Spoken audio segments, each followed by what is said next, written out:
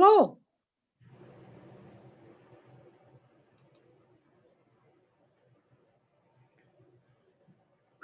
Judy, you came on the meeting early. I did. I didn't want to miss a thing.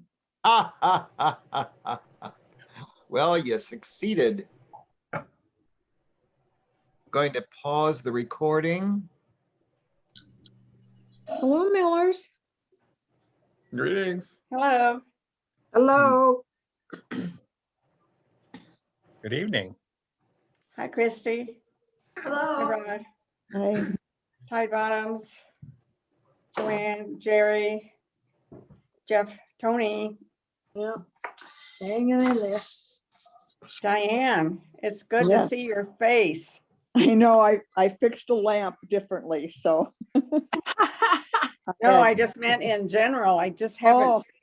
I mean, I I was- saw you last week, but Yeah, I was in the dark last week, so they said I have to put light on the other side of me. So I, we're really in the, we're sitting at the dining room table, so it's really bright. yeah, Me-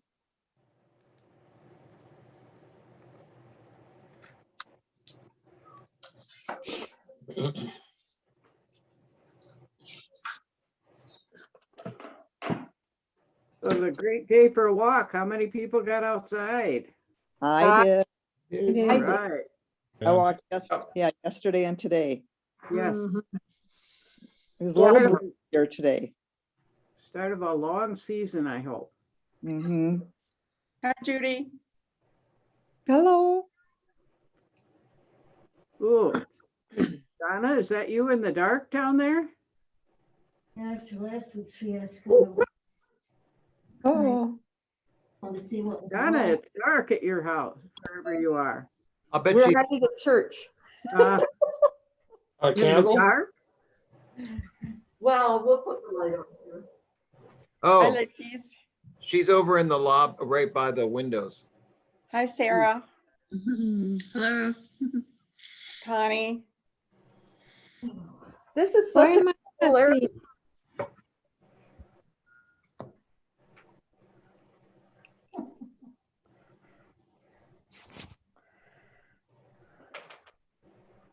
Hi, Art, Carol.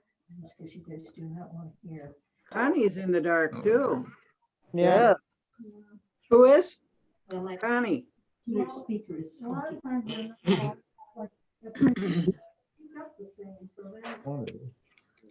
Connie, Connie sits in the dark most of the time. Oh, somebody really in the dark, huh? I'll bet her fingernails would glow though if she held them. I bet they were. Purple. Brian, Linda, hello. Okay, forced me to put a light on. there she is. Well, so what I Good job, Jerry. I was looking for an alternative. My purple I was up at sweatshirt. Walmart. Oh, I love I it. actually got a set of closed external speakers. I got exposed at Walmart. So I thought they're not line bows, but they work. Okay, let's see what I can do here.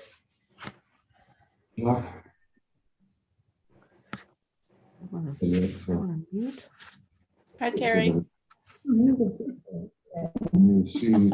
Are you going to the meeting tonight, Terry? I am, so I'll leave it at 7 o'clock. Yeah.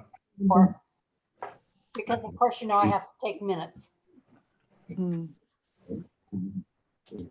Hi, Terry. Hello.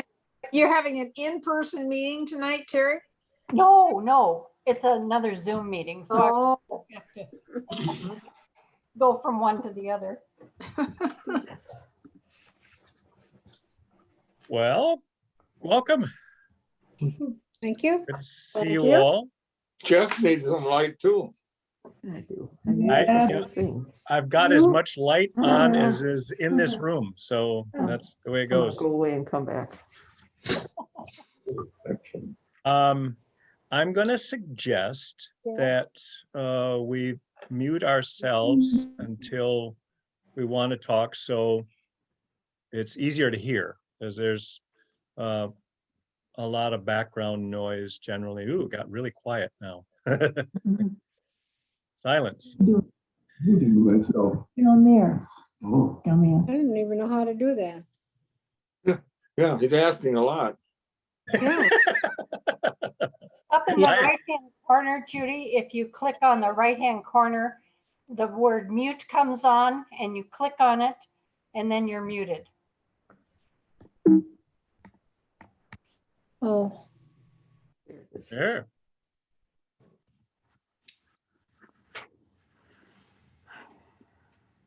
And then, of course, when you want to talk, you need to unmute yourself. That is step 2. I know that's, I am very demanding, Roland. I'm sorry. We're talking about chapters 3 and 4 tonight, and I found a lot, especially in the 3rd chapter, that really made me think, stopped me in my tracks, whatever the expression is. But I'm really interested in what caught your ear and eye, and I want to talk about those things more than what I want to talk about. So I just thought I'd kick it off with the quote, very first page of chapter 3, talking about making do and making new. And the expression, I've been in sorrow's kitchen and licked all the pots clean. yeah. Julie and I were just out on a walk with Otis, and I came back early. But I said, I wonder if we can even relate to that observation, that statement, at the level that it is stated here, and as he sort of lays out as he writes. So I'll just offer that to start out with. Did that catch your eye at all? No, that's not an expression I'd ever heard, and I understood it when he said it, but not on my radar, I guess. Yeah, it was new to me too. Joanne, you look like you were gonna jump in. Just agreeing. Okay.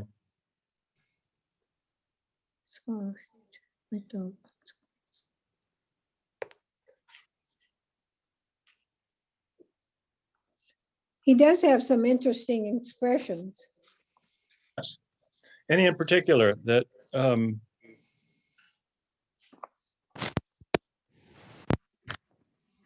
Yikes. I thought that it was the thing that really caught me about these chapters. You know, his community growing up with all this adversity. He talked about his grandmother and all the stories she had to tell. I just feel like, you know, my life is so boring. And he talks about that, but it's like, no, seriously.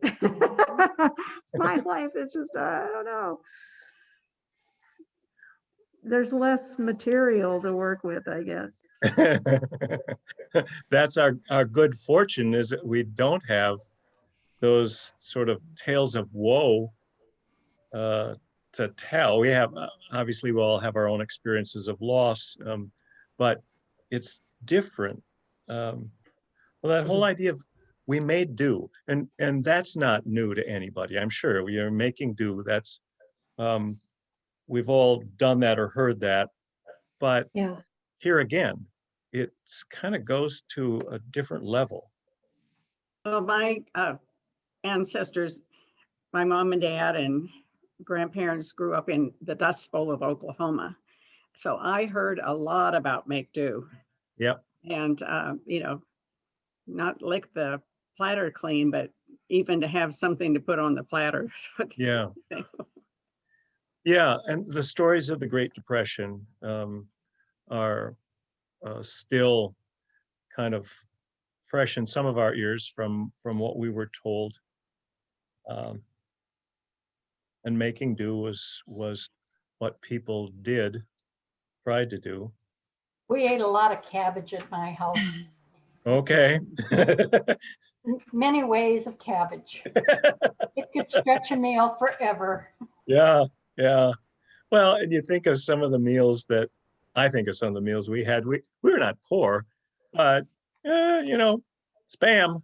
That was kind of part of the deal, and I loved it as a kid.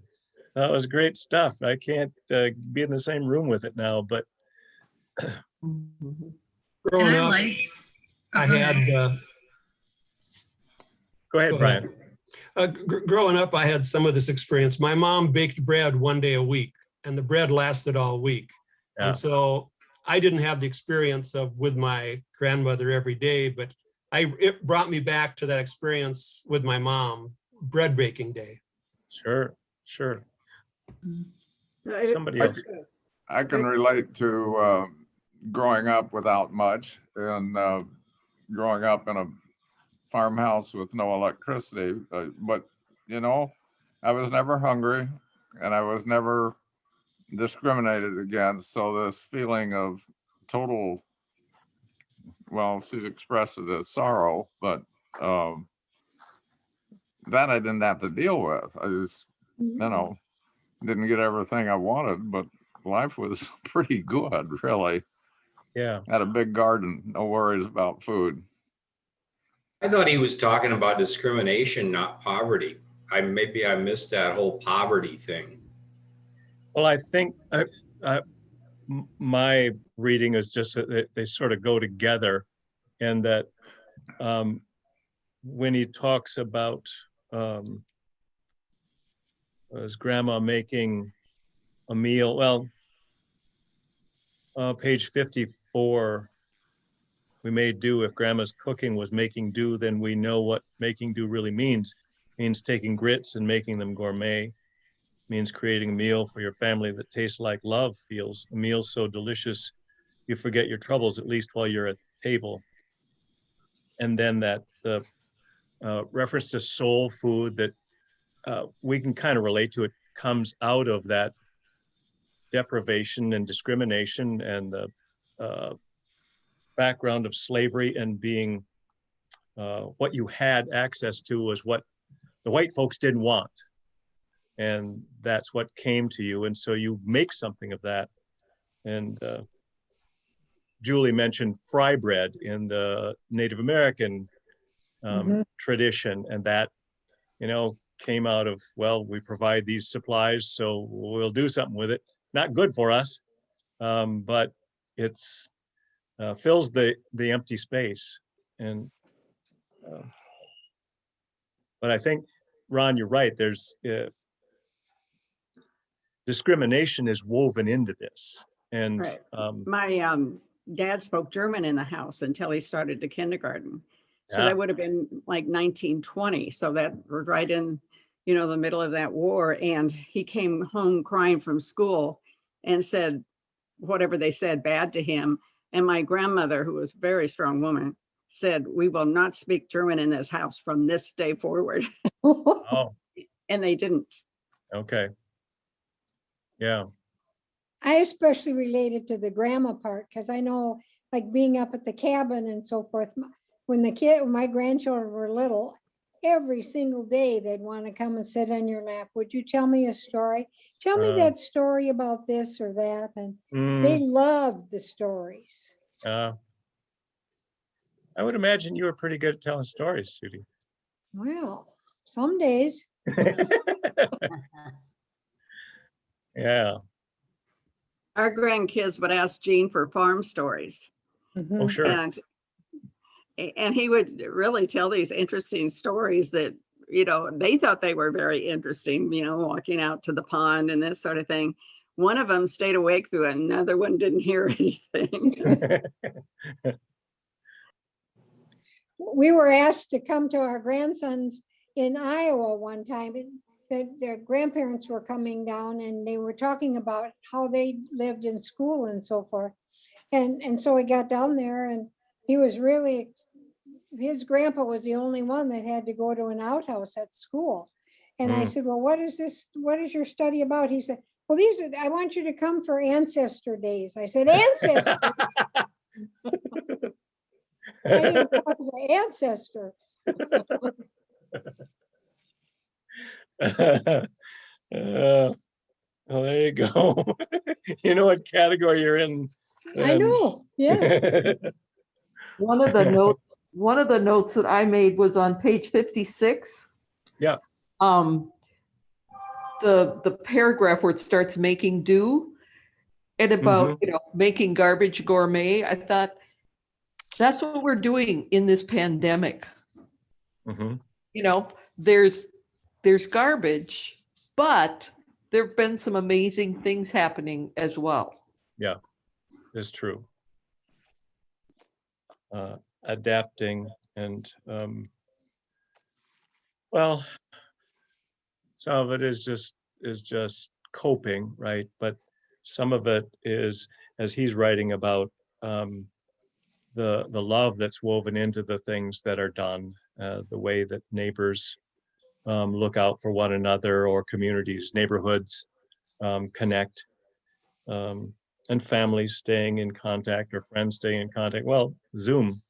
3 years ago, right? If somebody had said, well, this is how you're going to be doing Lent, your Wednesday nights, you'll all have your little cubicle and they'll look on the screen, and that's as close as you're going to get to each other.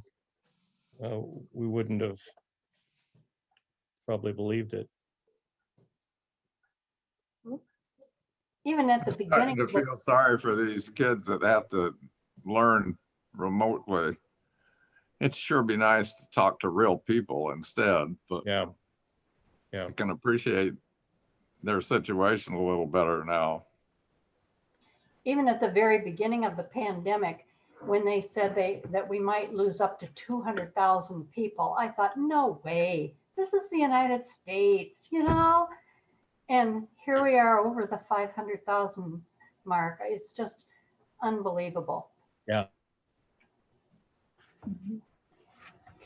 There was on page 65 in the first full paragraph.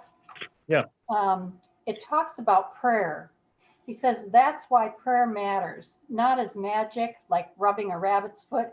Prayer matters because when God is brought into the equation of life, something changes, another possibility emerges. I thought that was a good explanation about prayer in general. Yeah. I like that reference to it, or that observation, and on the previous page, as he's talking about the principle of it. True in chemistry and physics as well. Towards the bottom, the last full paragraph, change one variable, and you alter the outcome.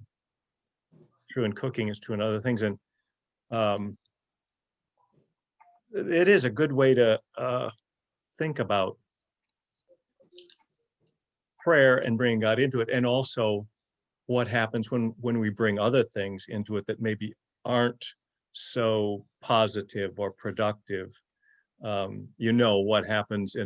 What can happen in a meeting when you have one person show up who's in a lousy mood and brings that in with them. You can sort of blow the whole thing up or send it off the rails. And for us to be aware of that what we bring, we're in a sense charged with the responsibility and gift of bringing God into the mix. And that if we're the people of Jesus, that's who he is, right? He's the one that when he's there, God is present, and that's demonstrated, and that's a gift that we're given to share if we're so willing. And thinking about all the times that I haven't and don't, it's a little shaming, but I really appreciate that. And I thank you, Terry, for bringing that up, because that's certainly noteworthy. And on page 67, at the last paragraph, it talks about the factor of God being factored into our experience. He says, God has been factored into the equation of our experience, and something in reality changes. That's where and when hope happens, when reality is altered by a new possibility. Yeah. I thought those words were, they spoke to me anyway. Yes.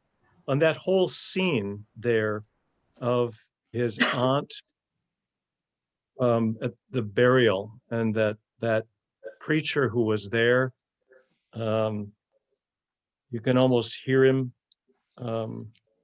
dem dry bones here with the Lord.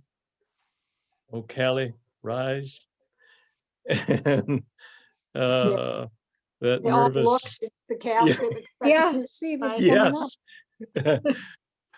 What a memorable experience, certainly as a young person, but at any age, to have that experience when that's not what you're familiar with.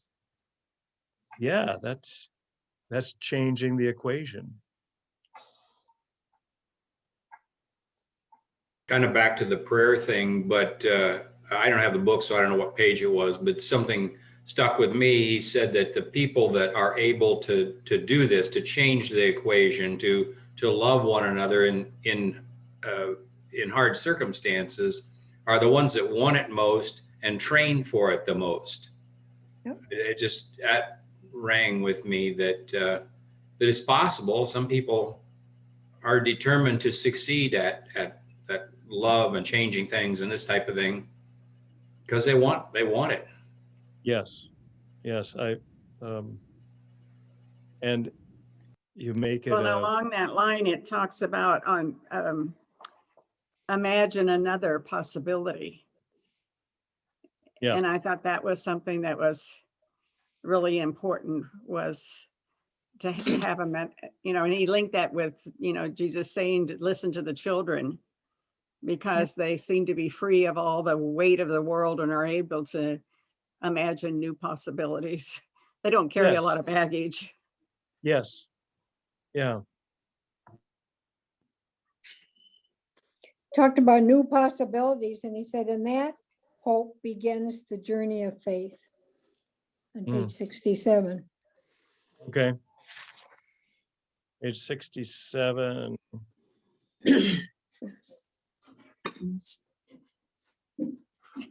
Yeah, right at the bottom. Yes.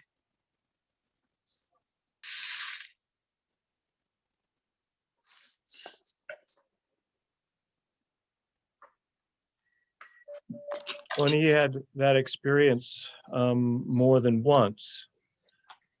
So in a way it was, others were training him in seeing, leaning into something possible that you can't see necessarily in the moment, but you can feel.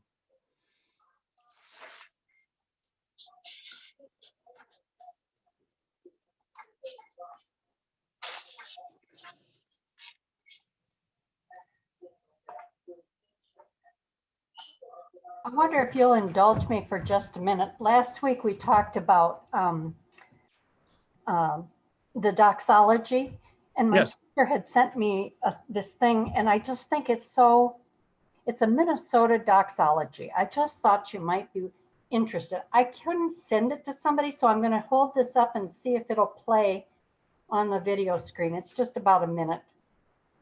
You ready? Sure. Uh-oh, come on, puppy, why aren't we? Okay. Oh, sorry. I thought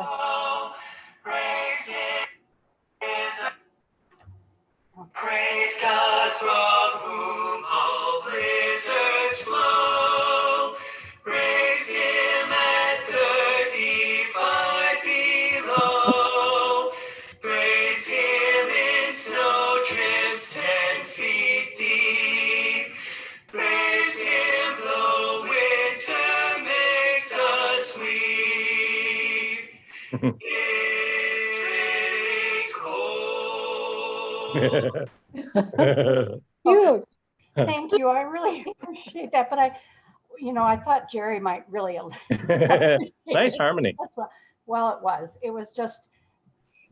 It did remind me of church as they were singing it, because other words were going through my mind, but my heart was a little lighter. There you go. I think it's that has really made the round of Minnesota church musicians. So, but I've listened to it about 10 times because it's amazing. The same guy is singing all the parts, so he has the best blend around. Okay. Oh,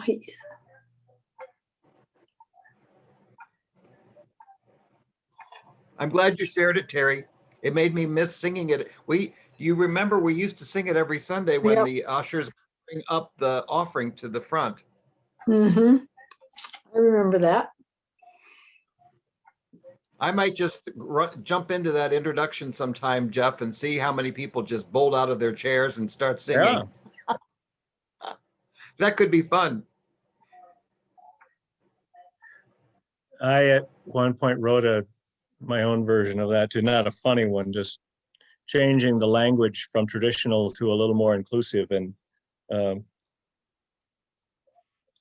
anyway, what else caught your eye in the first chapter?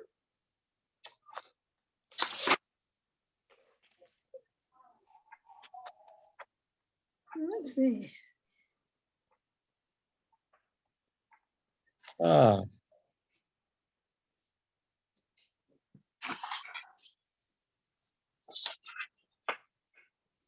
This one, he talks about back on page 60, 61, the art of reframing, and Walter Brueggemann, the last paragraph that it spills over onto 61, once observed that the moment of liberation didn't actually begin when Moses told Pharaoh, "Let my people go."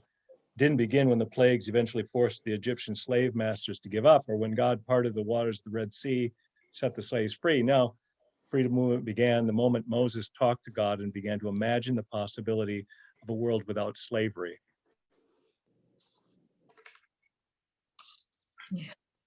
I just like that.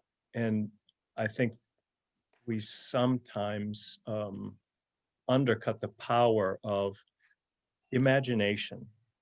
When you begin to imagine something more, then the possibility of it sort of reaches out to you or beckons to you, I think. And it's a powerful thing. Yeah, that's a major thing in some groups, the power of intention and the whole thoughts become things, premise, and just manifestation happens beginning with a thought. Yeah. Yeah, I that's one that I struggle with. It's just if things don't happen and you run up a few obstacles, it's like, oh, I just don't know if I have the energy to keep.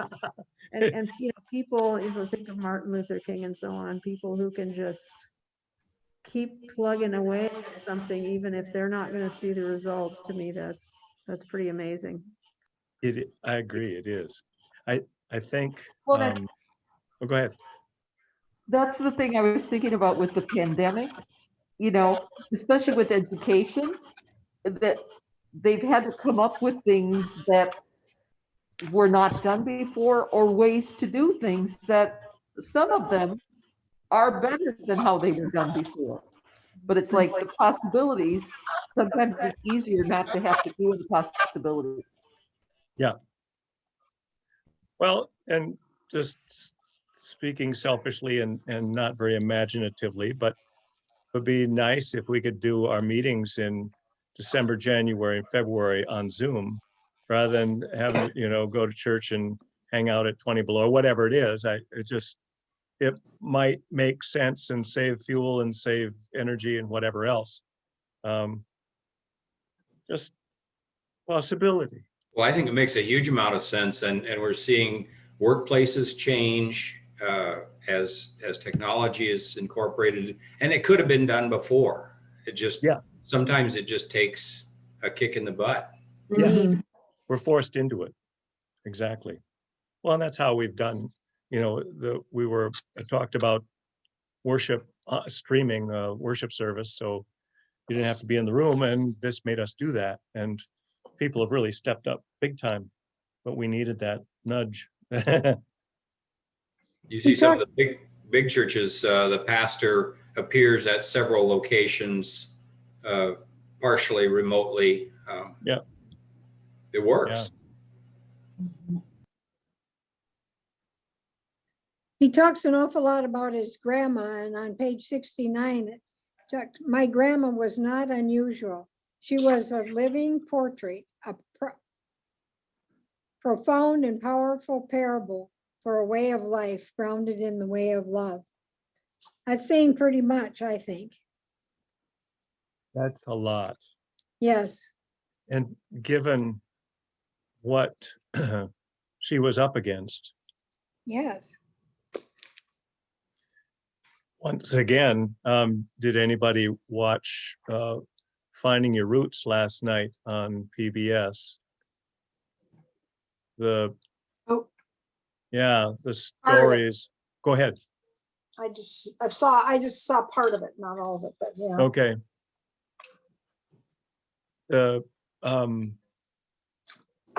Well, both of the people, Roseanne Cash and Clint Black, country music people, their background, their ancestors involved in owning slaves and being slaves and impregnating slaves, and the story of what people had to live through, and now generations later, what has become possible for their descendants. You know, it speaks to that perseverance, and for some people it really is a well, a life of, if not love, certainly of sacrifice and giving in profound ways.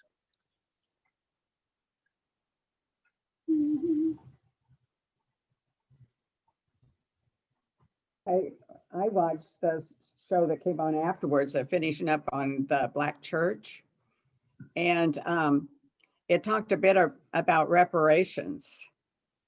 And, you know, I think that's still a really kind of touchy thing, but you think of, or you hear these stories and you think somehow we all got it better than they did. And so, you know, that it was passed down through one after another, the hardships, and they're still not out of that. Right. You know, the children don't get the same education everywhere. And I mean, it's still with us. Yeah. When there was that, I had forgotten this if I learned it at some point, but that the promise to the freed slaves after the Civil War that they would get 40 acres and a mule. And that was in South Carolina, North Carolina, and Georgia, right along the coast, I think. And when Reconstruction was upended and the Northern troops were withdrawn, that all went away and the land reverted back to the white landowners, and sharecropping became a way of survival for former slaves. And so they were free, but one more promise that was made to them that wasn't kept. And so that perpetuates that underclass being held under the thumb of this system. And yes, there's no doubt that in ways that carries on down through generations. And just thinking in my own life, how I benefited from what my grandparents and parents gave me and provided for me. And part of it was their work, and part of it was the place they had in society. And Black people didn't have that. It just wasn't there.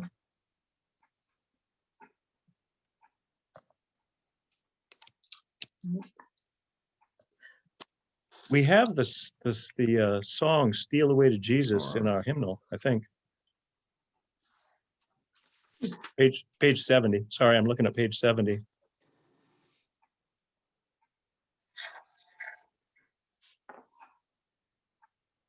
Howard Thurman talking about his grandmother, a former slave,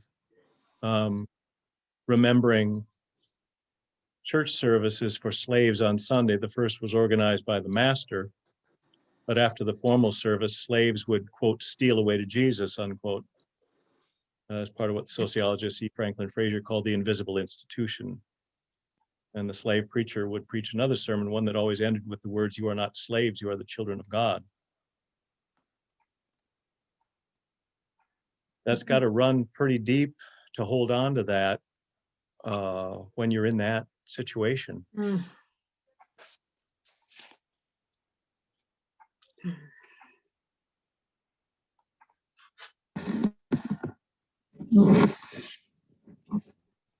Uh-oh.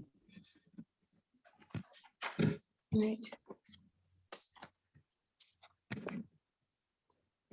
Well, on to chapter 4. Okay.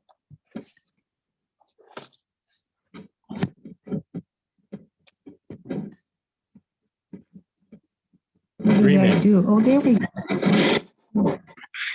I had one, page 72, when it talked about midnight and, define midnight. I went, George Floyd's death. That was midnight, and people are now going, okay, that's enough. It needs to change. What can we do? What do we need to do? Like, yeah, that was midnight. Good observation. Yes, thank you. It felt like I it. had Well, and both what? that Yeah. one. I had that one listed, and I also listed the riot at the Capitol. Okay. So it's in the comments in 6 But months. then down the page, it says midnight is the darkest hour, but it's also the potential break of a brilliant new dawn. It's like, yeah, it's not, you don't get stuck there. We need to move on. Yeah. So even when it's the worst thing possible, you think you'll never be okay. It will be okay. There's things that can change. Yes. And so much of it depends on what we choose, the direction we choose to go with it, and help it become, let it become. The further up on page 72, referring to Nelson Mandela being in prison, protesters were in the streets, marches that often turned violent, even deadly. And the debate in this country about divesting from South Africa or staying engaged, try to make change. And well, what do you, Don, you and Trudy raised for us the moment of George Floyd's death and what that sparked, the anger, the violence, and now trying to rebuild from the ashes. And how do we do that? And how are we involved in that? And who's going to participate? Maybe it was that black church thing they talked about, why that George Floyd moment was so important, because they said, we've talked about that. We've told how we felt about it, and over and over again, but the rest of the world saw this. Yes. And they felt like the marchers, and they, included so many people with them because they saw it. Yeah. And it's sort of like, now I believe. So. Yeah. And it's not the same as, but the parallel of, as we've talked about in Bible study, the early church wrestling with what happened with the crucifixion of Jesus and some of the theologizing around that event. And in John, when Jesus says, "And when I am lifted up, I will draw all people to myself," and the references to being lifted up on the cross, the visibility of that death, that happened again and again and again and again, thousands and thousands of times at the hands of the Romans. But when it happened to this person, it was like the light came on in a way. And okay, now there's a shift. Now we see something in this we didn't see before, or we begin to see the possibility. And that's the Easter vision that the early church begins to have and define and try to articulate, I think. And we are in the aftermath of a moment like that in a way with George Floyd, seeing him die under that policeman's knee, and the length of time it took and how horrific that was, and how it appalled us. And did we have to have that? Did it take that to finally say, okay, this can't allow this? We're not muted. No, I know.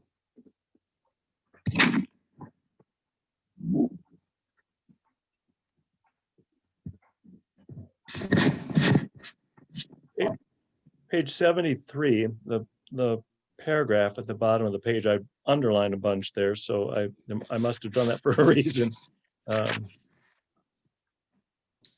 Dreams are love's vision. Yes. Dreaming, impractical, foolish, impossible dreaming gave us the very real civil rights movement. Dreaming gave us a South Africa freed from apartheid. Dreaming, as I see it, has saved me and many others from turning to despair and destruction in the darkest days when evil seems to be winning. And Trudy, yes, the assault on the Capitol on the 6th of January, on Epiphany Day of all days, the light comes on, we see, wait a minute, is this what we want to be and sanction as a nation?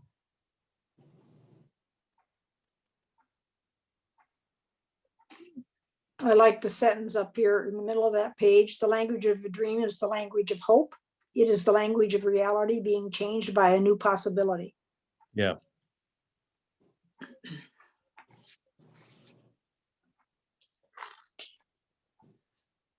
And having the courage to step in when that happens, step up, and at least here, if somebody has that dream of this can be different, this community, this world, this church, this state, whatever, can be different, can be better. And I think I can see how for the rest of us to give ear to that. And I watched a YouTube the other day of Amanda Gorman talking about her beginnings and everything. And she really was one that had the spirit of, I can do this, I can be something. And she's so young, but she has that spirit of I can make a difference. And she already has made a difference. But she's really my role model now of somebody inspired. Yeah. Yeah. Spirited, truly.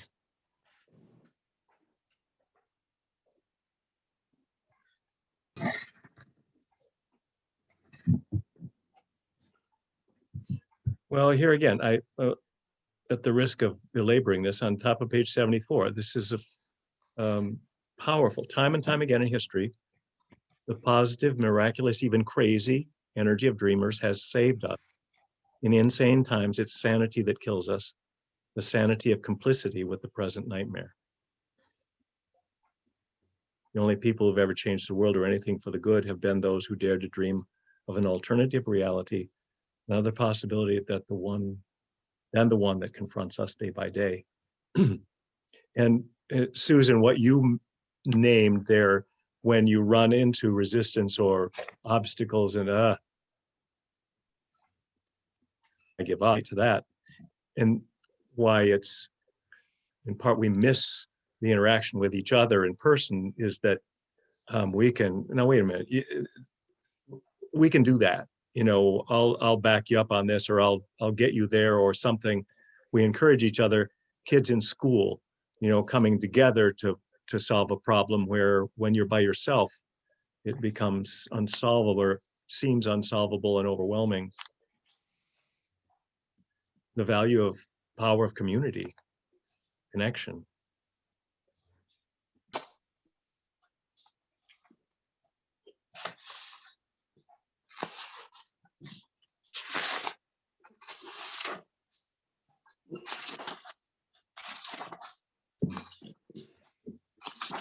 I found I was humbled on page 75, the middle piece there where they talked about civil rights people.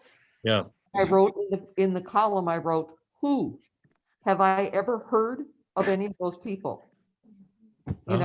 Unbelievable.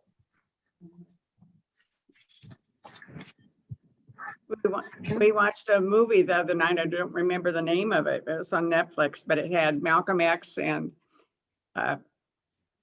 James Brown, football player, and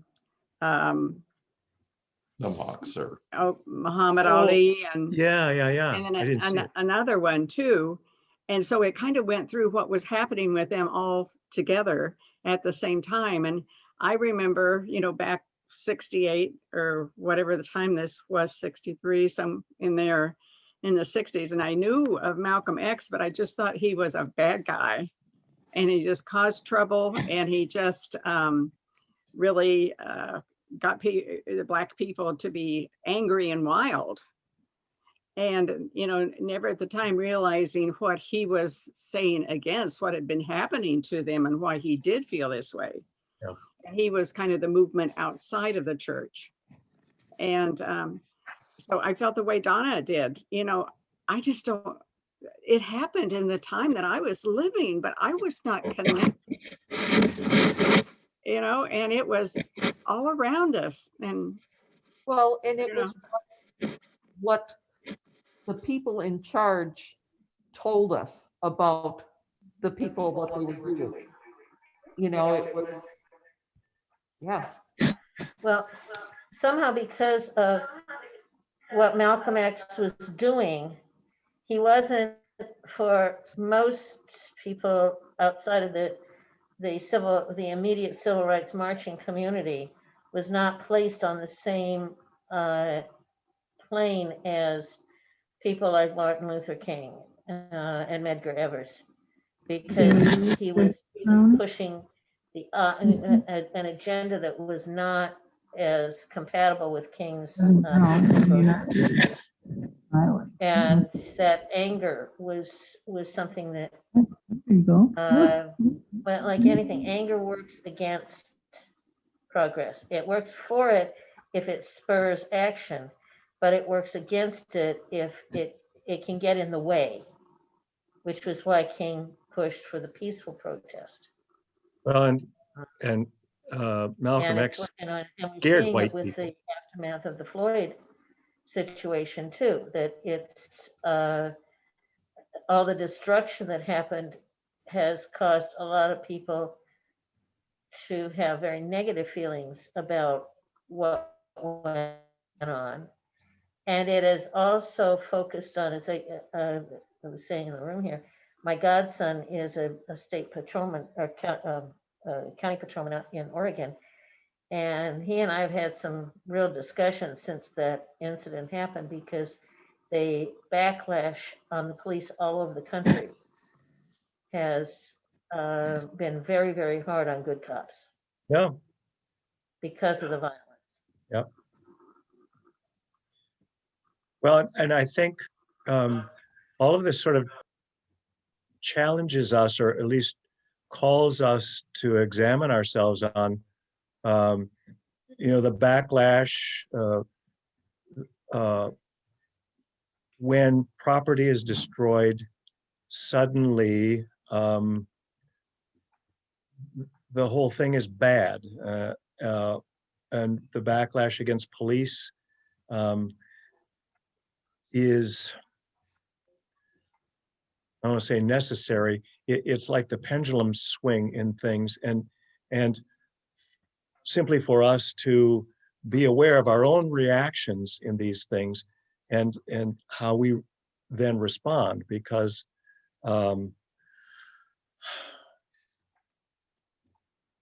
the energy that we offer to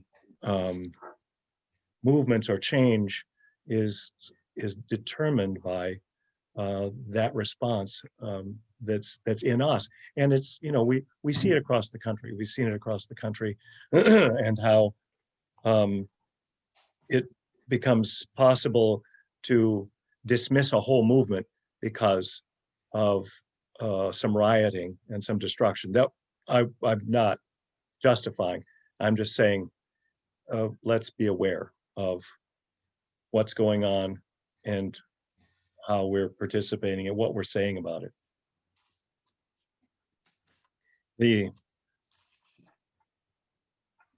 And we kind of have talked about in some circles, the residue of hundreds of years of white privilege and supremacy over against Black lack of privilege and racism.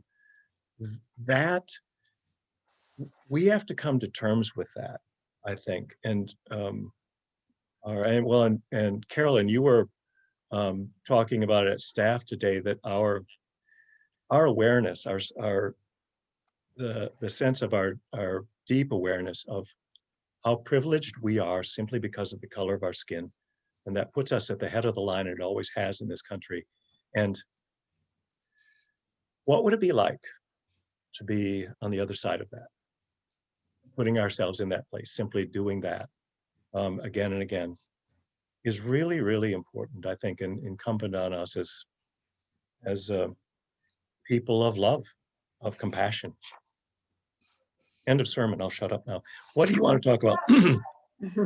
Was it in this book or somewhere else I read that Martin Luther King asked his co-marchers, co-demonstrators to sign a nonviolence statement, because he said it was so important that when we're trying to change something, we don't create this backlash. Yes, yes. And he understood that well, that you undercut the whole movement as soon as you put the weapon in the hand of your adversaries by acting that way. Page 91, 92. Page 91, 92. And the chats, those 10 commandments of nonviolent resistance, nonviolence. Yeah. Yeah, I wondered if you read those, if you were going to choose one, and this is really impossible, but I'll ask, I'm so demanding, choose one that really hits you hard. If you just scan those.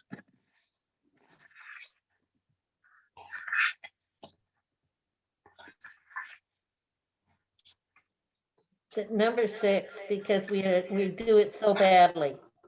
Observe with both friend and foe the ordinary rules of courtesy. Yeah. Yeah, it's at the heart of the problems with our discourse on all of it.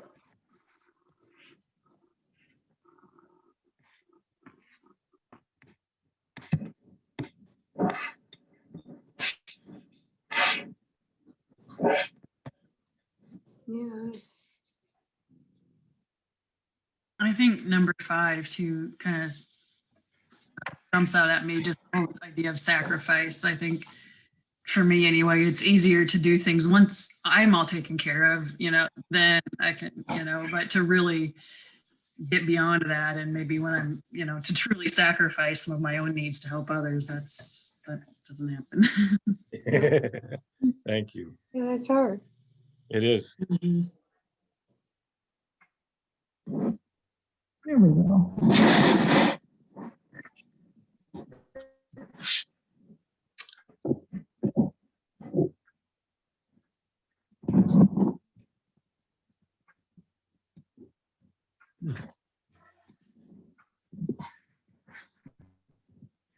About number 2, remember always that the nonviolent movement seeks justice and reconciliation, not victory.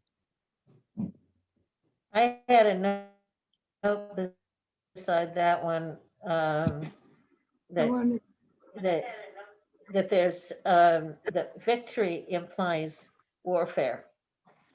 And so the idea of justice and reconciliation can come out of a fight, but if you're so focused on the concept of victory, you can't come to a compromise. It's Yeah, you've got winners and losers. Yeah. Reconciliation, everybody should. yeah. Right. If victory implies a loser and a winner, or losers and winners. And we're big on that. Mhm.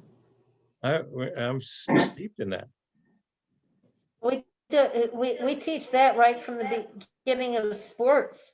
Yeah. In this country. It's it isn't a case of playing sport just for physical fitness. It's a case of we've got to win. The team's got to go out there and win at all costs. And so we steep ourselves in it right from the time our kids are little. Yeah. Winning isn't, what is it? Winning isn't everything, it's the only thing, or something like that. Yeah. Vince Lombardi. Yeah, yeah. I was very well schooled in losing. I became a very practiced loser. And so I should be grateful for the humbling experiences that I had. You're not? I try to be, Judy. Yes, I'm still harvesting those and processing them.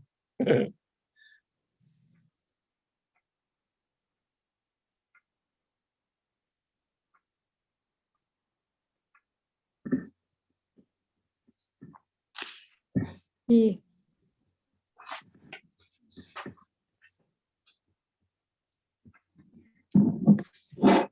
This is somewhat like the rules of courtesy, but it pushes it a little bit. Number 8, refrain from the violence of fist, tongue, or heart. And he says, I can avoid hitting people, and I maybe can avoid saying the thing I want to say, but when it shows up there, that angry thought, you so-and-so, I wish this would, I would like this to happen to you. Yeah, okay. Note that. And where's that coming from? What's that about? Okay, now let it go. And not to judge it. That's the thing is, well, shame on me for thinking that. No, it comes. It's we've been talking about staff. Our thoughts are like rabbits. We don't need to chase them when we're in our a meditative place. That's the trick, is to not chase the rabbits, is to just let them go. Note them and let them go. Well, Thoughtful Thursday for tomorrow is going to make you think about, well, it's Mr. Rogers having an incident where he has done something where he needs to ask forgiveness for. Now, can you imagine there would ever be anything that would ever happen? But I think, you'll enjoy it. And if you can watch it without a tear, good luck. Yeah, it's beautiful. It's touching. It certainly is. Okay. Yeah.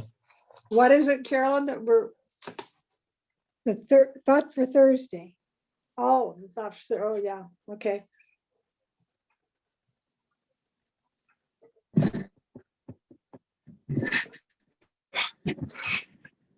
And we're talking about love and everything, and then I look at the news and see them rolling all this razor wire over everything, and I think, oh my goodness, what is going to happen? It Yeah. does worry me a bit. Yeah. Do any of you remember the movie Gandhi? It was long. It was like 4 hours. But the nonviolent resistance to the power of the British Empire and the pain, the brutality that they underwent to become free. And then, of course, the aftermath of that, in their freedom, the violence didn't end there between India and Pakistan and the Muslims and Hebrews, or Hindus, not the Hebrews. It's the process of becoming something that we're not yet, and what that will take and what it will cost. And for us as people of God to be willing to hang in there with that process, even when we don't know quite where it's going or taking us, and when it's costly and painful. Again, why community is so important is that I want to quit. The rest of you help me keep going. And we do that for one another. He addresses that on page 78 to some degree when he's talking about politics. And he says about the middle of the page, the teachings of Jesus of Nazareth, which is to say the way of love. And I think Gandhi's message in this too, have few vocal disciples in the public square and in politics. Many of the people calling themselves Christians who have involved themselves in politics don't contribute in a way that looks or sounds anything like Jesus' teachings. Yeah. And that's what Gandhi preached against. That's what King preached against, that it had to be done with love. Yeah. Indeed.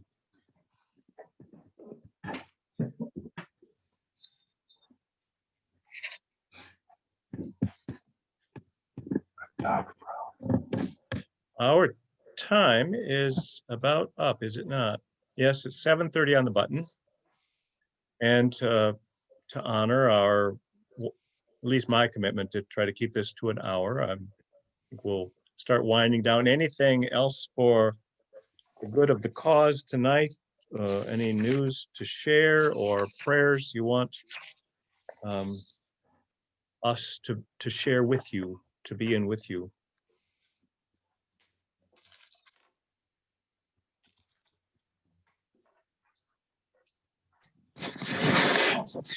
I've had a couple of interviews, so. All right. So we'll keep Jan in our prayers as she's interviewing for work. I was just going to say, if you want to hear him talking, you can go to YouTube, and they have different things you can choose.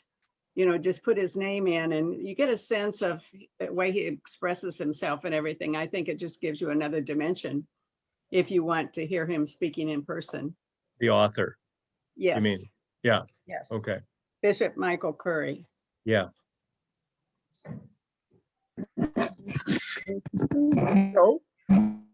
Chapters 5 and 6 for next week. I'm good with that. And thank you all. And do come with your, mark up your books and please bring observations, questions. I like this, I don't like this, I struggle here. That's the richness of our conversation. Thank you. Thank you. Thank you. Right. Have a good rest of your week and we'll see you Sunday morning. All Or righty. something. All right. Peace. Thank you, Jerry.